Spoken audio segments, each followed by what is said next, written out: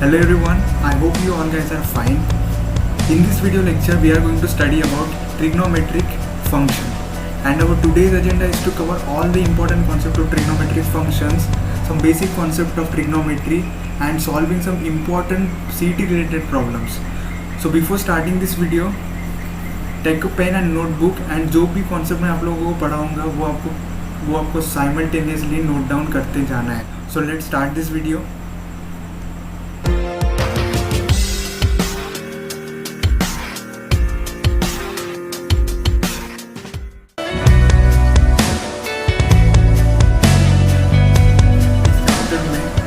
सबसे पहला सब टॉपिक है जो हम पढ़ने वाले हैं वो है trigonometric equation.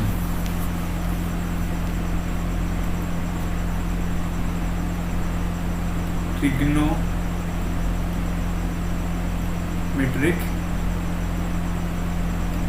Equation. So basically trigonometric equation क्या है? ट्रिग्नोमेट्रिक इक्वेशन की अगर डेफिनेशन की बात करें, the equation which contains trigonometric function is called as trigonometric equation. The equation which contains trigonometric function is called as trigonometric equation. So जिस भी equation में कोई भी इक्वेशन अगर ट्रिग्नोमेट्रिक फंक्शन अगर उसमें इन्वॉल्व है सो उस इक्वेशन को हम क्या कहेंगे? Trigonometric equation. सो इसके एग्जांपल देख लेते हैं.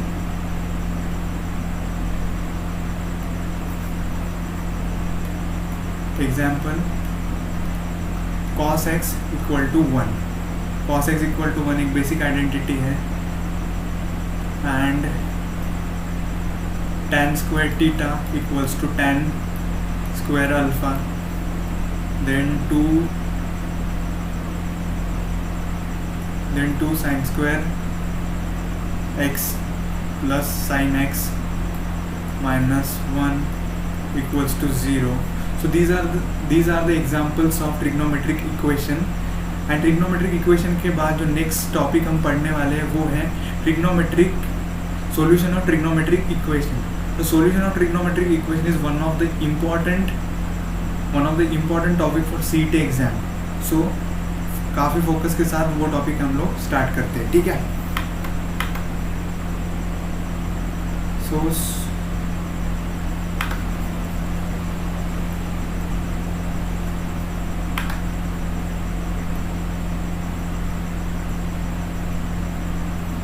solution of trigonometric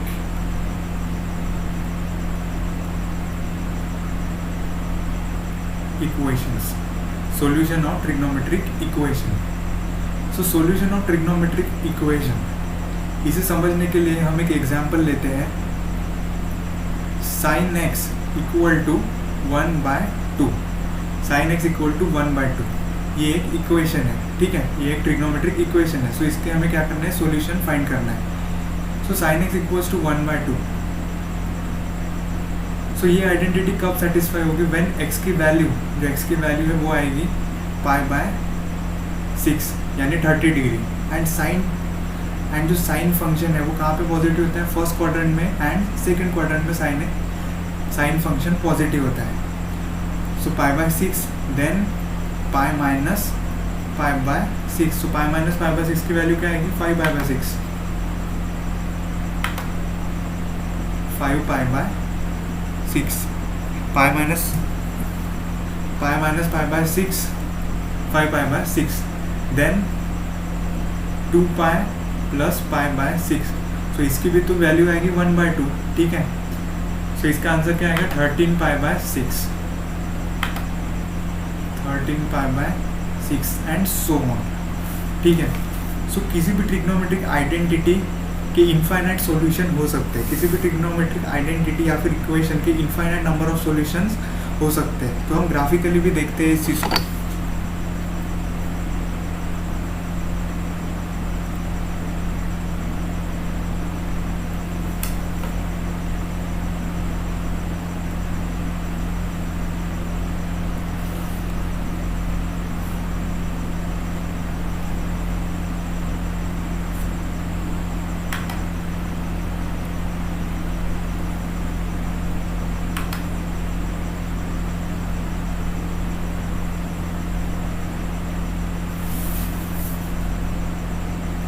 सबसे पहले यहाँ पे हम साइन फंक्शन का जो ग्राफ है उसे प्लॉट करेंगे।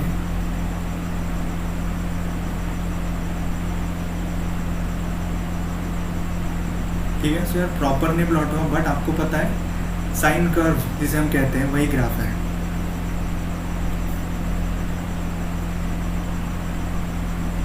साइन वेव फॉर्म, ठीक है। सो यहाँ पे आएगा 0, पाई, 2 पाई, 3 पाई, 4 पाई।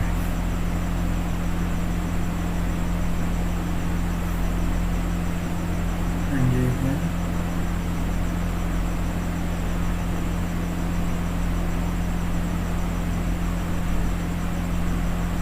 वैल्यू आएगी π/2।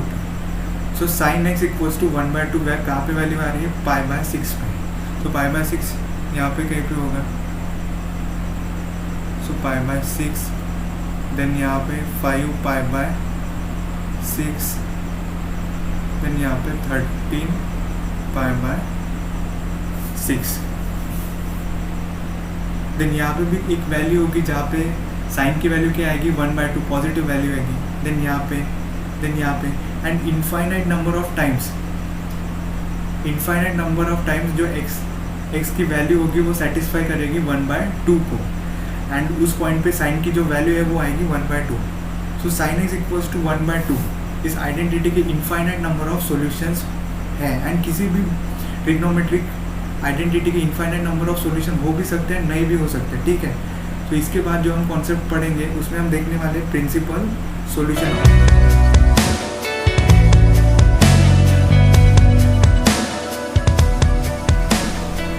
सो प्रिंसिपल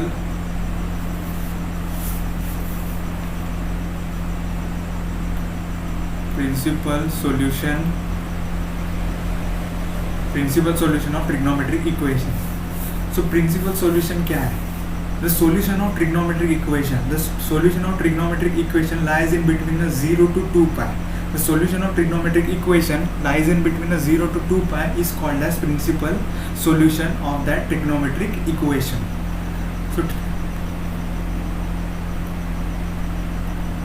तो जो प्रिंसिपल सॉल्यूशन है वो क्या है? Solution of trigonometric equation in between a 0 to 2 pi. Solution of trigonometric equation in between a 0 to 2 pi is called as trigonometric equation.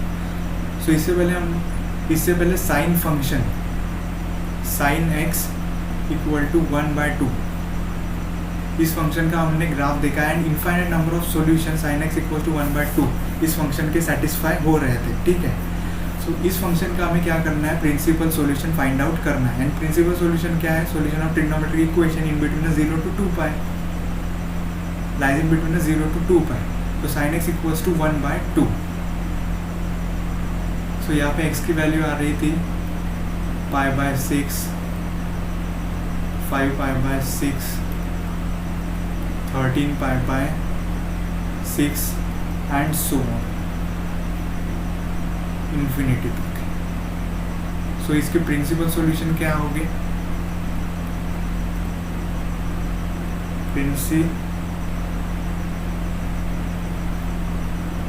Principal solution of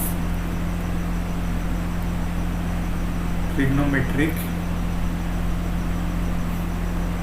equation is π/6 and 5 π/6.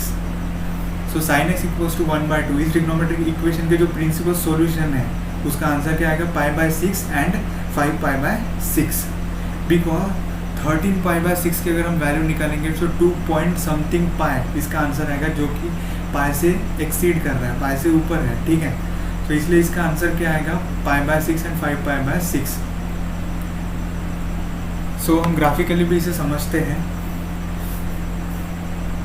सो इस graph में हमें क्या देखना है? जो प्रिंसिपल सॉल्यूशन होता है वो principal solution lies in between 0 to 2 pi. So 0 and 2 pi के बीच में प्रिंसिपल सॉल्यूशन होगा।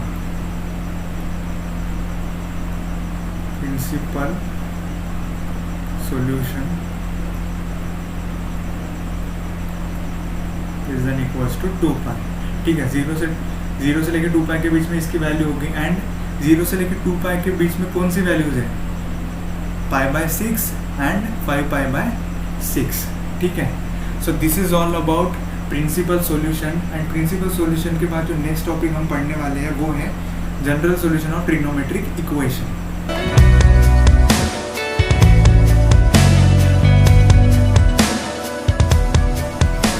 General solution of trigonometric equation. So किसी भी ट्रिग्नोमेट्रिक इक्वेशन के n नंबर ऑफ सॉल्यूशंस हो सकते हैं। सो उन n नंबर ऑफ सॉल्यूशंस को रिप्रेजेंट करने के लिए हम जनरल सॉल्यूशन का यूज़ करते हैं। सो बेसिकली जनरल सॉल्यूशन क्या है, the solution of trigonometric equation in terms of n is called as general solution of trigonometric equation, and जो n होता है n बिलोंग्स टू इंटीजर, ठीक है। सो जनरल सॉल्यूशन को पढ़ने से पहले कुछ बेसिक फार्मूलाज होते हैं जनरल सॉल्यूशन के, वो आपको अच्छे से आने चाहिए। सो वो फार्मूलाज हम पहले डिस्कस करेंगे, एंड उसके बाद जब हम प्रॉब्लम सॉल्विंग लेंगे उसमें आपको जनरल सॉल्यूशन के और भी ज़्यादा कॉन्सेप्ट क्लियर होंगे। सो सबसे पहले हम जो बेसिक फार्मूलाज है वो हम डिस्कस कर लेते हैं यहाँ पे। तो सबसे पहला जो फार्मूला है वो है sin theta equals to 0, sin theta equals to 0, then theta equals to n pi, whereas n belongs to z. 2 cos theta equals to 0, and theta equals to 2n plus 1 into pi by 2, then belongs to z. Then third one is tan theta equals to 0, then theta is equals to n pi, whereas n belongs to z. then उसके बाद formula है fourth number, sin theta equals to sin alpha, sin theta equals to sin alpha, then theta is equals to n pi plus minus 1 raised to the power n alpha. So जो ये alpha angle है, this alpha angle is principal angle, this alpha angle is principal angle. Principal angle means what, this alpha is lies in between 0 to 2 pi. Alpha is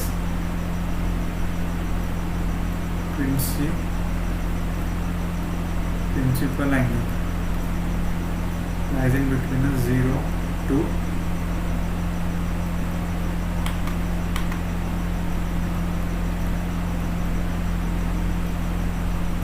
lies in between 0 to 2 pi. So जो fifth formula है वो है cos theta equals to cos alpha. So theta is equals to 2n pi plus minus alpha. Theta is equals to 2n pi plus minus alpha, whereas n belongs to z.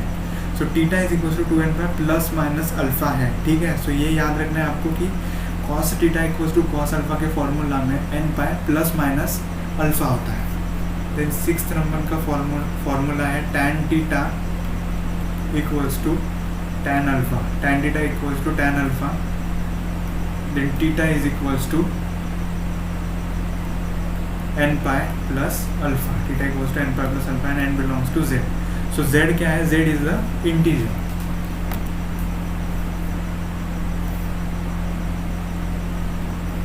Then seventh number के जो formula है वो है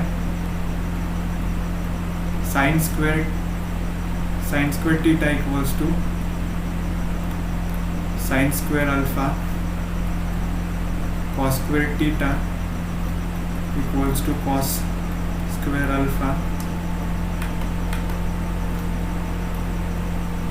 tan square theta equals to tan square alpha. So इन तीनों formulas का जो answer आता है वो है theta equals to n pi plus minus alpha, theta equals to n pi plus minus alpha. तो sine square theta equals to sine square alpha, cos square theta equals to cos square alpha, and tan square theta equals to tan square alpha. इन तीनों formulas का जो general answer आता है वो है theta is equals to n pi plus minus alpha, theta equals to plus minus alpha, whereas alpha belongs to principal angle, whereas alpha is the principal angle and n belongs to integer. These are the all basic formulas which is required for solving a general solution of trigonometric equation. So जो general solution of trigonometric equation उसके और भी ज़्यादा concept हम problem solving में देखेंगे, जहाँ हम डायरेक्टली इम्प्लीमेंट करेंगे इन फॉर्मूला. तो इन्हें अच्छे से रिवाइज करना है आपको. देन इसके बाद जो नेक्स्ट कॉन्सेप्ट हम लोग पढ़ने वाले हैं वो है relation between a Cartesian and the polar coordinate.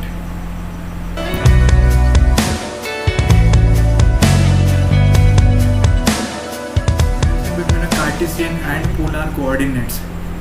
Cartesian form में हम किसी भी पॉइंट को x, y के फॉर्म में रिप्रेजेंट करते हैं. एंड पोलर कोऑर्डिनेट्स क्या होते हैं? पोलर कोऑर्डिनेट्स में हम किसी भी पर्टिकुलर पॉइंट को रिजल्टेंट एंड एंगल के फॉर्म में रिप्रेजेंट करते हैं.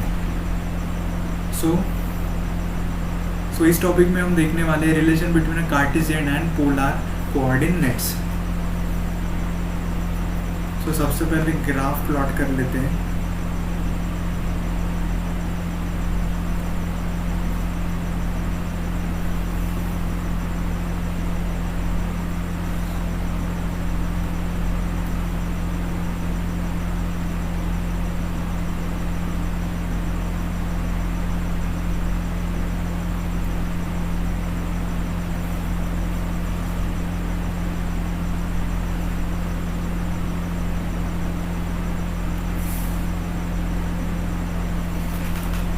सो ये है x एक्सिस, ये है y एक्सिस एंड ये है पॉइंट P. सो ये है x, y. सो ये होल डिस्टेंस क्या होगा? दिस इज x एंड ये डिस्टेंस होगा y and this is r. And ये जो एंगल होगा, this angle is theta.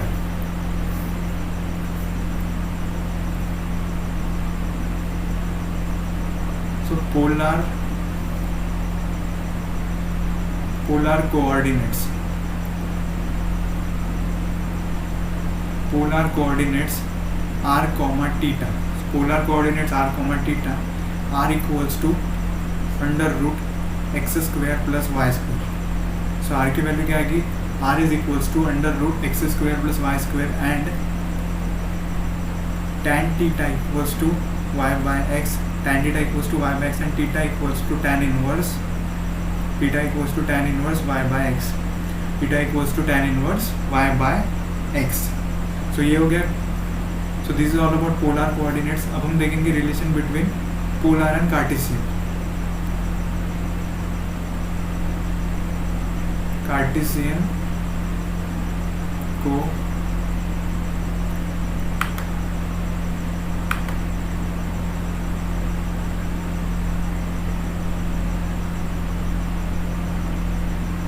Cartesian coordinates